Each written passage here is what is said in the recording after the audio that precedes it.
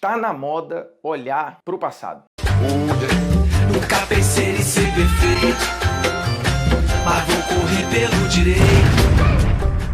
Fala moçada, beleza? Bruno Formiga na área, convidando você a se inscrever no canal, tocar na notificação, deixar seu like, seu dislike, comentar o conteúdo, compartilhar o conteúdo, pegando o link e jogando nos seus grupinhos de WhatsApp. Seguinte, em tempos de quarentena, o que tem acontecido? O futebol tá parado, os campeonatos estão suspensos. Mas na TV, no YouTube, nas redes sociais, a bola não parou. Porque muita gente tem recorrido ao futebol do passado e a jogos históricos para preencher o tempo e preencher as grades de programação e trazer entretenimento às pessoas com jogos que são emblemáticos, com craques que marcaram época. E aí nisso, o canal do YouTube da FIFA, por exemplo, tem trazido jogos enormes de Copa do Mundo, várias emissoras têm feito o mesmo, e aí volta e meia a gente tá zapeando e vê um jogo de um campeonato carioca, um jogo de um campeonato paulista, uma decisão de Copa do Brasil, uma decisão de Libertadores, uma trajetória qualquer de Copa do Mundo da seleção brasileira. Então tem sido de fato muito legal porque nós estamos de frente ali para documentos históricos, são registros históricos. E eu, além de jornalista, eu fiz história metade do curso. Então eu sei muito bem o que representa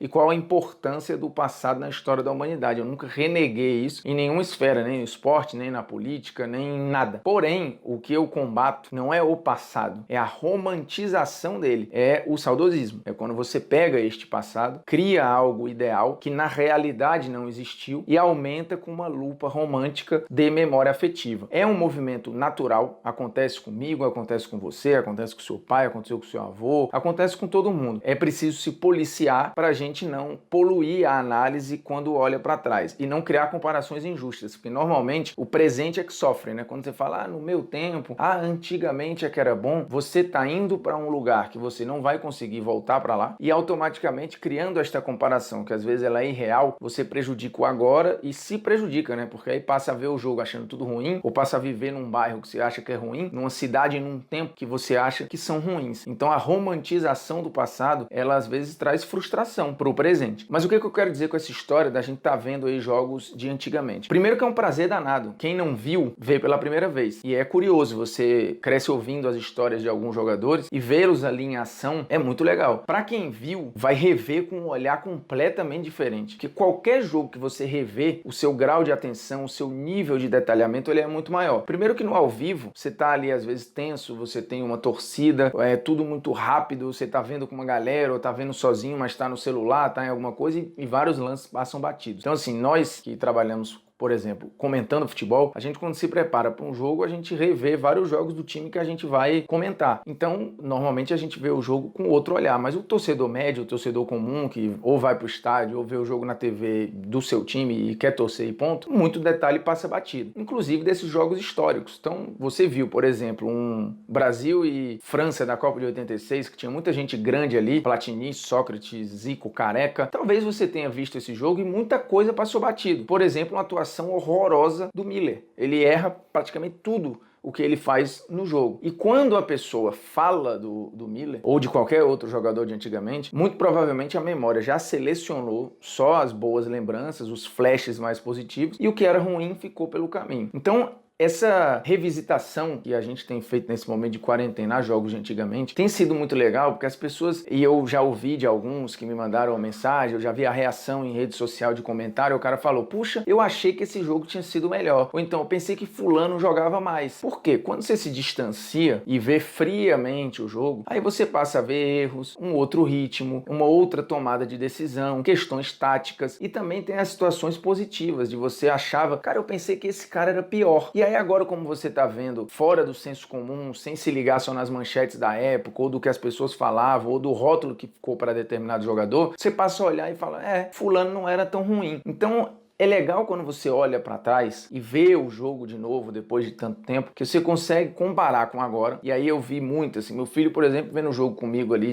de Copas passadas, ele fala, caramba, ele não aguenta 25 minutos, meia hora ele já rala. Porque é outro ritmo, é outra velocidade, é outro produto. Para ele, acostumado a ver jogos de Liga dos Campeões, de Campeonato Brasileiro, de Copa do Brasil, de Libertadores, num ritmo muito frenético, uma coisa muito mais intensa, para ele é difícil assistir 90 minutos de um jogo de 20, 30 anos atrás. E talvez seja difícil para você também, e não se culpe por isso, porque de fato é outro produto. E aí é legal, em vários aspectos, ver estes jogos. Primeiro para matar a saudade, primeiro para conhecer jogadores que talvez você não conhecesse ou não lembrava, e para comparar com o agora, vendo e entendendo que, cara, talvez o futebol de hoje não seja tão ruim, porque você vai ver, e eu parei por exemplo, Brasil e França da Copa de 86, é um jogo de erros muito bobos, de um nível de erro no meio-campo, de perdas de bola, e olha que os jogadores têm muito mais espaço no meio-campo, por exemplo, para pensar e para conduzir bola, mas são erros grotescos que, assim, o torcedor hoje, se aquele erro fosse no seu time, ele muito provavelmente não ia tolerar, ele ia ficar impaciente, ele ia reclamar, ele ia xingar. Então, assim, agora, vendo com paciência de novo, é legal para você ver, perceber os erros, perceber as movimentações, as diferenças, e aí, ok, reforçar algumas visões, falar, pô, esse cara era bom mesmo, ele era bem diferente. Você vê o